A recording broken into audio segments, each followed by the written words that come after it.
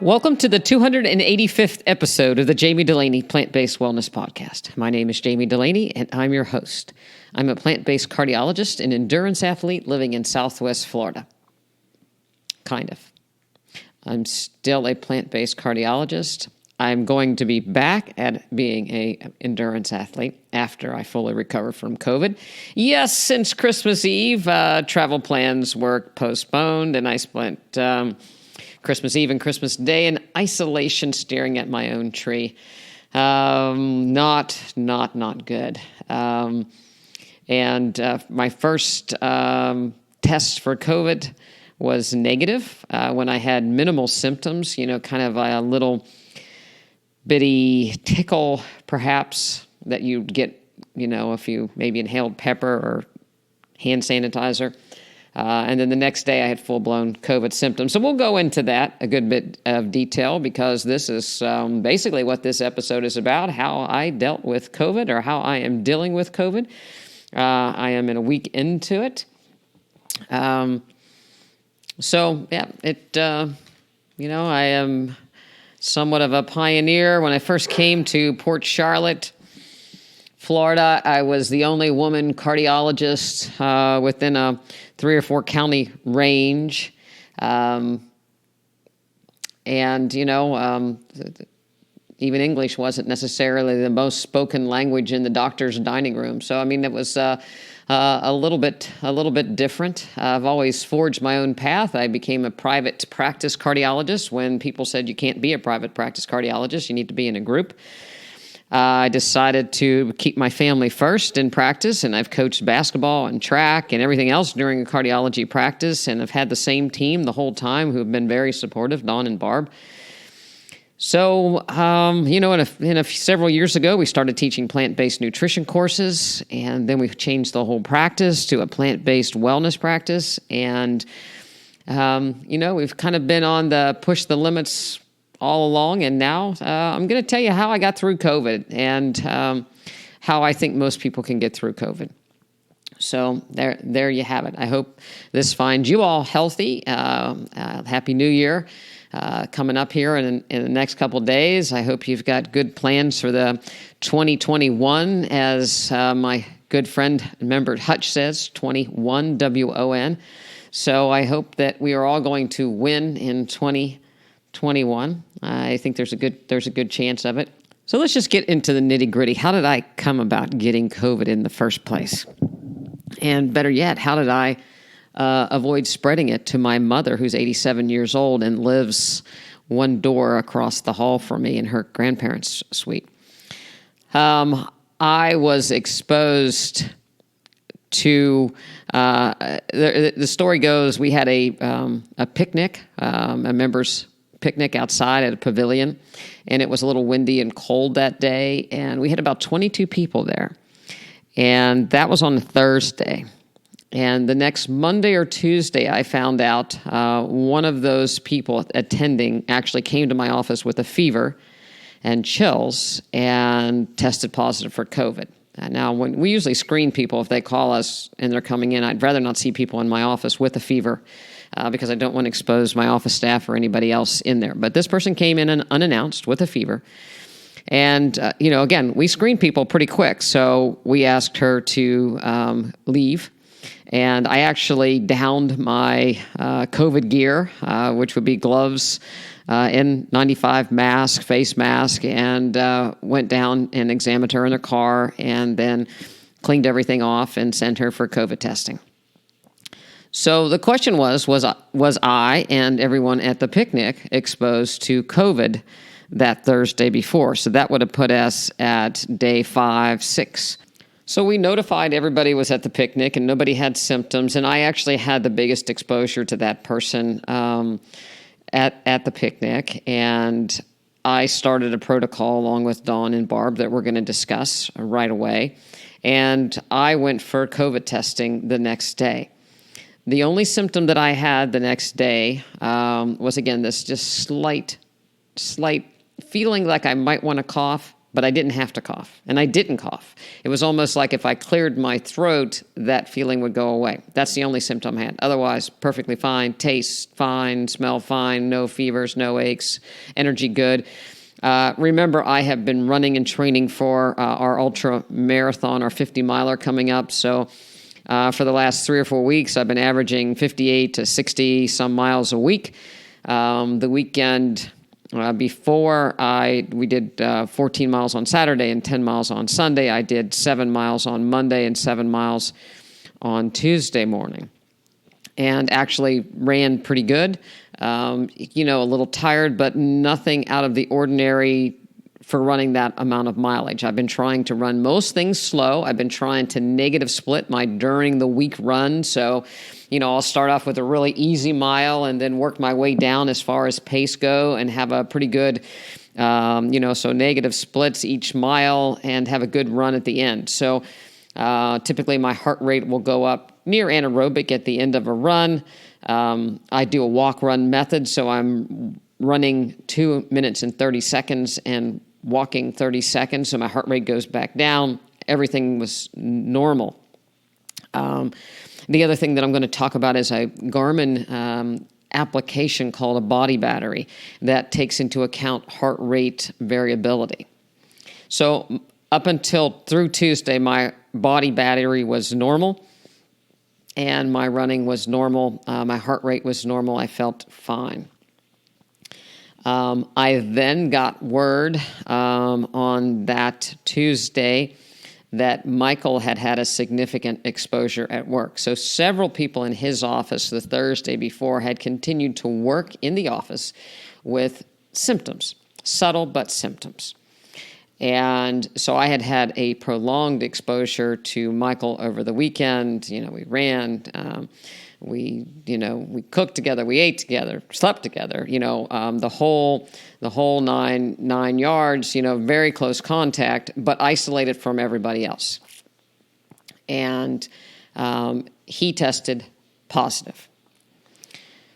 So nobody in that picnic area or my staff became positive or had any symptoms. I developed symptoms on Christmas Eve, and that was I woke in the morning and I was just exhausted. Increased fatigue, body achy, chilling, not terrible rigors like I've had with the flu in the past, but I was cold. I was wearing, 2 or 3 layers, and it was cold here.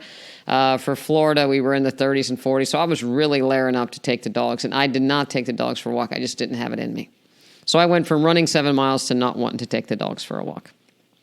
And those symptoms just progressed as far as, fever gradually got worse throughout the day, hit about almost 103. And finally, I took some Tylenol, and then I started this regimen that, again, we're going to talk about, that ironically I had listened to and heard another physician talking about. And so I had fevers the next day and fatigue, and then have gradually started to get better. And the fatigue has stayed there, backache. Headache. Headache was nasty. Headache was unrelenting, did not go away even with the Tylenol. Usually that'll kick a headache for me. The headache moved around. It was more of a funny headache. It started in the top of my head, then it would be in the side of my head. It was it moved all over, but it was just a headache to the point where I didn't want to have my eyes open. And so I pretty much kind of stayed in a dim, we had cloudy skies during the day. I didn't have much in the way of lights on. I didn't feel like reading. I didn't feel like watching TV. I just kind of laid there. And, with this headache and body aches and loss of appetite. And anybody that knows, any person with the last name of Dulaney knows that we do not lose our appetites no matter what. So there's bad things can happen, but we don't lose our appetite. So when I lose my appetites, it's been a few. You can count them on one hand, all the times I've lost my appetite, but I had none with this.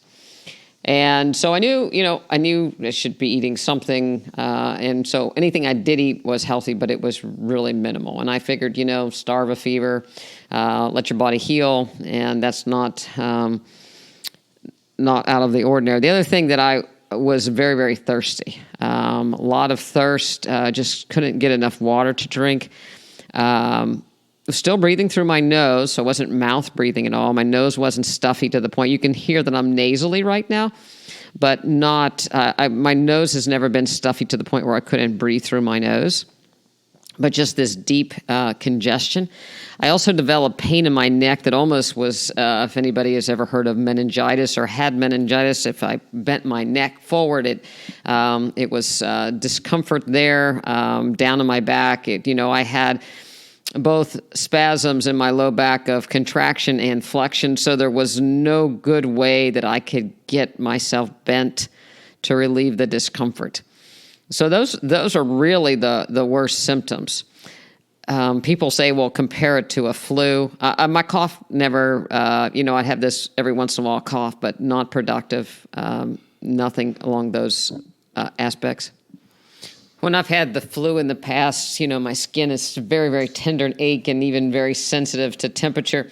Yeah, I had a little bit of that, but I would say not as bad as with the flu. The headache was bad, the body aches were bad, and I guess the fatigue was much more than what I've had in the previous flus. So that would be how I would kind of compare it, and seems to be whatever. I didn't have any loss of sense of taste or smell early on.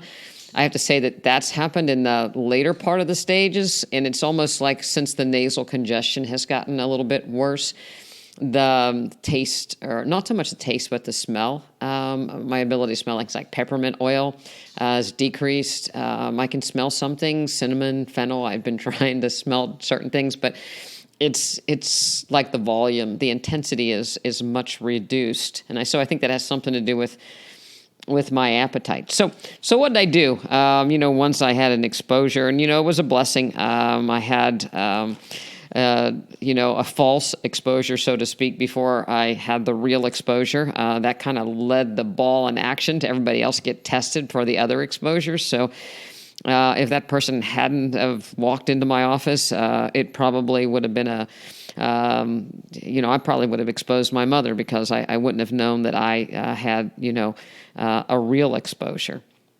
So I am thankful for that. We started taking a high-dose vitamin C. So vitamin C, ascorbic acid, I actually was taking liposomal vitamin C. Liposomal is how the ascorbic acid is actually encapsulated. It lets you absorb it. It lets you absorb a little bit more into your stomach. The problem with vitamin C is that it causes some GI distress at high dosages. We know that you have to actually really take high dosages for it to work. Most people that, there have been lots and lots of studies on vitamin C, and the ones that have not shown benefit have been at really much lower doses, but high doses, and we're talking in the range of 25 grams, 10 grams, to as much as you can tolerate, is where you have to get up to actually see a big effect. So I initially started out 3 grams and tried to take about 1,000 milligrams or a gram every hour when I was awake. And I never had any GI distress, and there is some evidence that the more your body is using vitamin C, the more you absorb and the less problems that you have with the GI toxicity. So I actually have not had any GI toxicity with the vitamin C, and trying to get in upwards of 10 grams a day. Vitamin D, you've heard me talk on this podcast that you get your vitamin D from the sun. I get out in the sun more on the weekend than during the week, but I do have, I'm outside every day for a little bit, and certainly on the weekend. I have a tan living down here in Florida, so, I don't use sunscreen, so I do get good vitamin D exposure, but not to the level of, I would guess, fighting off a big viral infection. So I actually went and started taking 15,000 units, international units of vitamin D. Zinc, I've talked about that on the podcast. So, we get little bits of zinc from everything in a plant-based diet.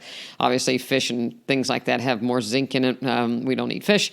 But, like I said, there's zinc here and there, oats and, pumpkin seeds and greens and beans and everything else. But I bumped that up significantly to 250 milligrams a day. Quercetin is antioxidant found in apples and onions, and but of course not in the dosages that I took. I started taking 250 milligrams of that twice a day, and that was really, what I have done. And like I said, more than anything is push the vitamin C. So anytime I was awake, anytime I got a drink of water, I took a vitamin C capsule, and kept pushing that. Didn't have much way of appetite. Again, fruit in the morning. I had a care package from one of our members and good friend, Linda Albert. Thank you very much. She brought over our stuffed shell recipe and some bean soup and a gingerbread and a mango raspberry puree and a cranberry chutney. That the first thing I was able to eat, I did eat those shells. Again, the Italian in me gave it the old try, and the pasta shells tasted good that evening. It's about the only thing I ate the first day. Christmas Eve, I was feeling pretty sorry for myself. Wasn't with my family. Ruined the trip for my mom. Not seeing my grandson. So I was pretty down and out. But so I kind of struggled through a bowl of shells and, went on about it in a nasty sort of way. But I got to say that the cranberry chutney, that mango raspberry puree really tasted good to me. So I had that the next day, a little bit of gingerbread. And then weird things, onion tasted good to me. I had roasted garlic, did a garlic bulb, and I put it on a piece of sourdough bread. Just trying to get in antioxidants because nothing really tasted good. I had some basil and tomato and onion and balsamic type dressing. Weird food, some miso, miso broth with, again, a lot of ginger. I would just grate ginger in the miso broth and drink that little bits at a time. So that's really, what I've been eating. It's just, I don't eat anything that's not healthy. And I just eat a little bit. I had a purple sweet potato and I had some lentils. Again, fruit in the morning tastes good, good to me. I've been eating a lot of blueberries. I've made myself a smoothie. Didn't really feel like cooking. So that's also a sign something's not quite right if I don't like eating and I don't like cooking. But I've, managed to put, 3/4 of the blender is spinach, and then put blueberries, banana, and into there. I actually added a little Manuka honey to that. Has some antimicrobial properties to it, so I threw a little bit of that in there and drank that. So, all in all, I think that my nutrition was pretty good for not having an appetite, not Dulaney good, but pretty good. The discomfort in my back was one of the harder things to deal with. I think laying around when you're not used to laying around makes it much worse. Hip flexors got really tight. Low back was tight. Heating pad seemed to do the trick there. It's kind of funny. My mother said our houses are separated. Our quarters are separated by doors. We live under the same roof. And so she slipped me her heating pad. I've been very careful to not be around her. I'll go outside, take the dogs out. She'll come out on the porch. I stay away. If I went into the garage, I wore a mask. Very careful with hand sanitizer on any door handles or light switches that we might have in common, garbage cans, that kind of stuff. And, knock on wood, she has done well. So, what can I attribute, or what, some of the takeaways at this stage in the game for me is I don't think it's that easy to get. I know there's a strain out there that people are saying is more contagious, but I do think you have to be around somebody that has symptoms. And I think you have to have a prolonged exposure around somebody that has symptoms. And again, what I've read, there's really not good evidence that there is asymptomatic spread or even pre-symptomatic spread. So if, I obviously didn't give it to Barb and Dawn, who I was around the day before I had symptoms. They were with me in my car as we went trying to find a place to do a rapid test. I had still had a little bit of hope that I'd be negative. Things work out for a reason. Had I had a falsely negative rapid test and got on an airplane, how many people would I have exposed and then exposed, my grandson and things like that. So, things do work out for a reason. Like I said, all the stars aligned to keep me and my family safe, and I'm grateful for that. Don't like the fact that, we're isolated over the holidays, but, we'll make our own holiday when we're together. But I think that it's not that easy to get. I think you have to have a prolonged exposure to somebody in a closed environment. So I think, picnic, if, people go on picnics or people that are outside, if you're walking outside, I think your risk is very low. I think you have to be someplace that's closed. I think in Michael's case, he's in an office building that there are a lot of traffic in and out of strangers, people that aren't screened. Do you have a fever? Do you have any of these symptoms? I think people came to work with symptoms because the symptoms are subtle. If everybody stayed home when they were tired, there would be nobody at work on Monday probably. So I think, people ignore the fatigue symptom. It was a dramatic change, but I was looking for the symptom. So I went from not being fatigued to being very fatigued. I usually wake up ready to go. There's very few mornings that I wake up and I'm not ready to go run. And, I can tell I'm tired of doing too many long runs versus there's something wrong. And there was definitely something wrong when I woke up, but I was expecting it or I was looking for it.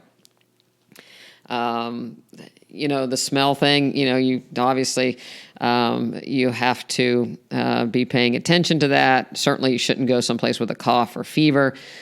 Chills, the woman walked into my office. She had been chilling at the party. It was cool. It's hard to tell. But, most people that have had the flu or some sort of illness where they had chills, is this feeling you can't get warm. You just want to put on more and more layers. It's a deep cold. It's not just a cold, okay, I put a sweatshirt on and I'm warm now. So I think that's, a symptom that you really have to pay attention to.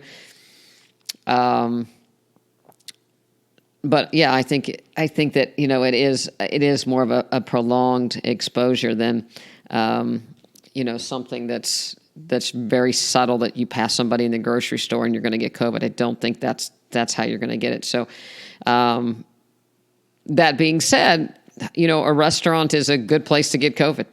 If you're going in and you're sitting in a restaurant, even if you're not sitting by someone typically there, you've got to wonder if there's enough traffic in and out, whether somebody's picked it up, or again, there's enough people in the restaurant, workers that somebody may have and be asymptomatic or not showing what they would think is symptoms and you get it from them. So that, to me, that enclosed areas, that's kind of where that comes, that, if you're sitting in small enclosed space, where it's heavily trafficked, I think probably your risk is elevated. There was a study done in France, very small, but looked at a nursing home. And in this nursing home, because nursing home patients don't get out and get any vitamin D, they were giving some of the people boluses once a month of 80,000 international units of vitamin D. And they compare the people that got the vitamin D and got COVID to the people that didn't get vitamin D and got COVID. And the people that got vitamin D, 80% of them lived. These were people 87 years of age on average versus 40% of those who didn't take the vitamin D. So again, I started prophylacting my mother with all the same regimen that I'm doing. So if you know somebody that's at risk, if you have somebody elderly in your family, or if you're elderly and you want to give yourself a protection, this is the time to bump up your vitamin D3. There's no big toxicities with it, especially in the short term. So, it's wintertime. I would suggest people bump their vitamin C and bump their vitamin D intake. I'm a big proponent of getting your nutrients from foods. I think that you can get, you get your vitamin D from sun and you get your vitamin C nutrients from food. But as far as using them as a medicine more than a nutrient, I think you can't, there's not enough. If you think about it, an orange is about 43 to 53 milligrams of vitamin C, and we're trying to get 25 grams in. So there's just no way you can eat enough oranges, lemons. I did put lemons and oranges and limes in my smoothies. Any little extra thing counts. I'm a believer in the whole food, that you get a little bit of extra bang for your buck when you eat something in the whole form. So, good. But this is using these vitamins as more of a therapy. And that's the reason for doing that. Interestingly, a lot of animals, goats, my family calls me the goat because I, eat so much salad and things. But goats can make a lot of vitamin C, and when they get sick, they can actually make 100 grams in a day. So, we as humans lost our ability somewhere along the path of making vitamin C, and it's really protective for our cells. So I do think that, again, I'm going to probably be talking more and more on the upcoming podcasts on, the benefits of vitamin C as a therapy for things. The other thing that I found very interesting through all this was this Garmin application called the Body Battery. It takes into account stress levels, heart rate variability, sleep, and activity.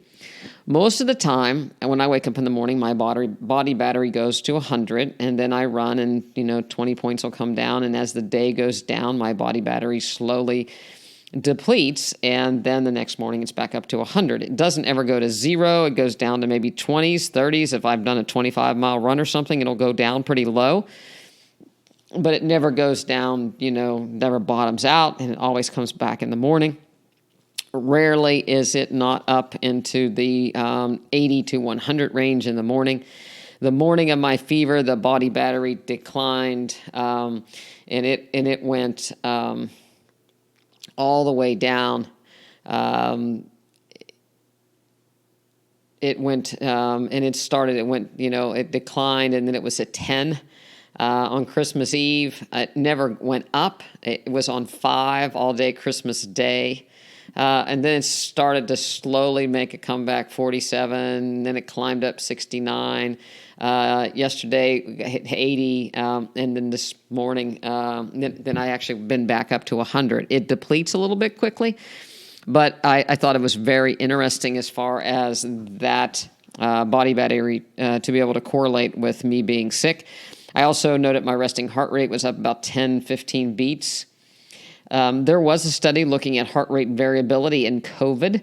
They looked at people in the intensive care unit. One of the risks of COVID is an overwhelming inflammatory cytokine storm. That is when there's a lot of interleukin-6 released, C-reactive protein, all kinds of inflammatory modulators come up, and then people typically start to have breathing difficulties, perhaps clots, and worsening outcomes. So they looked at intensive care unit patients and heart rate variability and noted that the heart rate variability was actually able to predict those people before they had the elevated CRP in the cytokine storm, and pretty accurately. So, temperature obviously decreases your. And heart rate variability is, to define it, it's the difference between heartbeats. So, most people think, it's good to have a regular heartbeat, blah dump, bum bump, bum bump, bum bump. But the reality of it is there is, millisecond difference in your heart rate. It should be variable, breathing, and it's basically your heart rate variability is regulated by your autonomic nervous system. So a very high sympathetic tone, if somebody's under a lot of stress or infected, heart rate goes up, blood pressure goes up, sympathetic tone goes up, heart rate variability goes down. When you're in a parasympathetic state, breathing through your nose, nice and relaxed, sleeping, you should have a wide heart rate variability. So anything that increases sympathetic tone is going to decrease heart rate variability. Temperature, obviously, is one of the side effects of an infection that decreases heart rate variability. Of course, your heart rate fatigue goes up. So, one of the rudimentary things looking at overall training effect is looking at your morning heart rate. So if your heart rate is typically 50 when you wake up and it's 65 when you wake up, you know that you're probably overtrained and you should back down. Same way with this heart rate variability. If your heart rate variability goes down, all of a sudden something is amiss, and you probably should pay attention. The other thing that I try to do, because of the potential for increased cytokine release and increased inflammatory markers, is I try to breathe from my diaphragm, practice good diaphragmatic breathing, try to increase my parasympathetic tone as much as possible. I did a lot of deep breathing at night. I had one evening where I thought that I was more aware of my respirations than usual, or, as a somewhat of an uneasiness.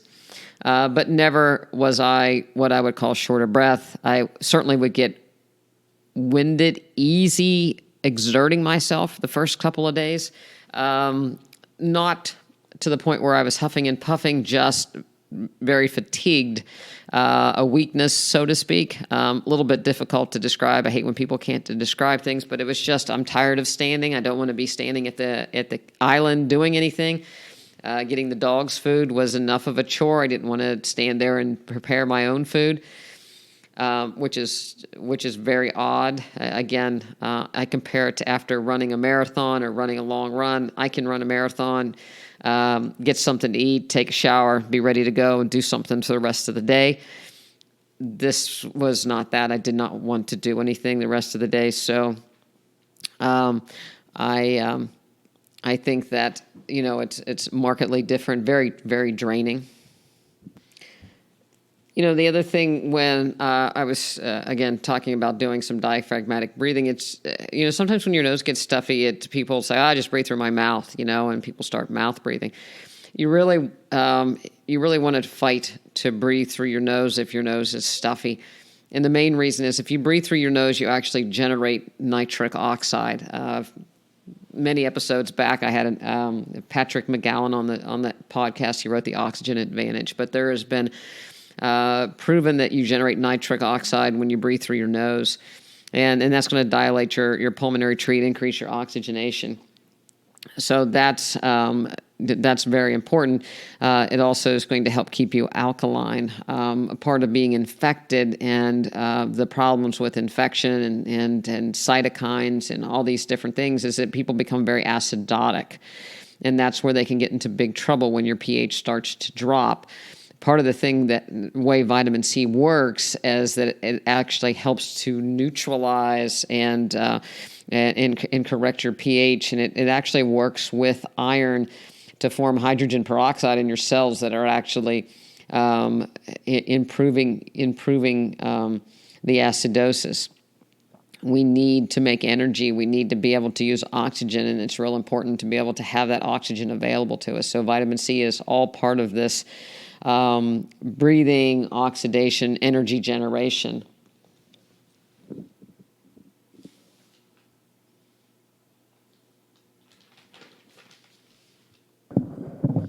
The other thing that you can do to improve your oxygenation is rest. When you're tired. So when you're tired, you're sleeping. You actually improve oxygenation. Typically, people are deep breathing. It's really important to tape your mouth shut. If you're a mouth breather, you need to tape your mouth shut to get be more parasympathetic. So you can order a little taping device, mouth tape. It's called Somnifix, and you can actually tape your mouth shut at night, and it'll make you breathe through your nose. And that's going to also improve oxygen delivery to your tissues when you exercise. So if you're not sick and you're going to, and you're, one of the benefits of exercise is improving oxygen to your tissues, and improving oxygen to your tissues decreases your risk of infection. So, again, get out and exercise, get your vitamin D, get all the things you were doing naturally, but this is a couple of things that I'm talking here that you can kind of up your game a little bit. There was also another study, because I started looking at, what's the risk of transmission in families. I talked to a friend of mine up in Boston, and she said 5 out of 6 of her family members were positive. Talked to another member that everybody except 2 in their family were positive. But the reality of it is the transmission in households is about 37.8% for spouses and down around 18% for the rest of the family. So it's not as high as what you would think. Certainly the more time you spend with somebody, the more chance you have of infecting them. Very lower or much lower, about 13% chance of transmitting to a child from an adult. So again, kids are more resilient. They are less likely to pick this up, as in certainly not as easy. So it's things you can do. It's wash your hands, wash things off, keep things clean, and just maintaining some distance is going to decrease the transmission to other family members. I would start people, again, if one person gets ill, I'd start everybody on this regimen. I think that can't hurt, certainly might help, and I think it's really worthwhile. And like I said, in the future podcast, we're going to go into some of these things a little bit more, and to try to keep your nutrients up as much as possible. So what does this mean for my running? Today I took the dogs for a walk, less than a mile. Tomorrow I'm hoping that I'll take them for a little longer walk. I certainly will wait a full 10 days, maybe into next week, before I start doing a little run walk, but I'll probably increase my walk first and then move back into it. As for the 50-miler, chances are that's not going to happen. Maybe a 26-miler will happen, though, so we'll just have to see, playing all this by ear. So we'll go from there, But as we wrap this up, I hope that everybody stays safe. I think that, we need to take all illnesses very serious, but I still stand by the fact that we need to make ourselves as healthy as possible. I think one of the reasons why, I've done well so far is that I am healthy. Didn't make me bulletproof. I still got the infection. I did have a really good exposure, prolonged. So, I think that says, it is what it is. But I'm going to have my antibodies tested at 4 weeks to see how that is and track them over time. I'm going to have a C-reactive protein checked to see about inflammatory markers. I'm probably going to also follow my vitamin D levels, since I've been taking these mega doses, to see what happens. And, I'm going to use this experience for good and, be better for it and go from there. But it won't change the fact that I'm going to keep running long. It won't change the fact that, I want to keep interacting and going places to see my family. So, but we need to be smart about it, and I certainly don't want to infect anybody else. So I am, quarantining for my 10 days or, till my symptoms are significantly past, which I believe they are. And, I'll be very, very careful. I don't want to expose anybody else to this, especially somebody that is, less able to fight it off. But I think there are ways that we can make ourselves stronger. We're always going to have to fight off viruses and colds and flus and infections. So we need to make our host, ourselves, as healthy as we possibly can. So in the upcoming year, I'm going to continue to do that. Addie and I are still on for our conference. If you can still buy tickets by going over to drdulaney.com, DoctorDulaney, and we'll be having our conference January the 13th. That you can get a ticket for to Zoom, and we're going to begin cooking 6 meals, 2 breakfast, 2 lunch, and 2 dinner, and talking about the nutrition associated with it, taking questions, Q&A. It'll be available for people to watch the recorded version for the next week, and again, send us email questions. If you'd like to be part of our tribe, our membership practice, there's multiple ways to join. You can be a level 1 and have a dietary consult once a month and have access to all our online materials, or a level 2 and have access to myself monthly as well as a dietitian, or you can become a full member wherever you are. and have access to us 24/7 in all of our online materials, as well as anything you would like. I'm still hoping to have our members do their first marathon in March. Several of them are training and doing well.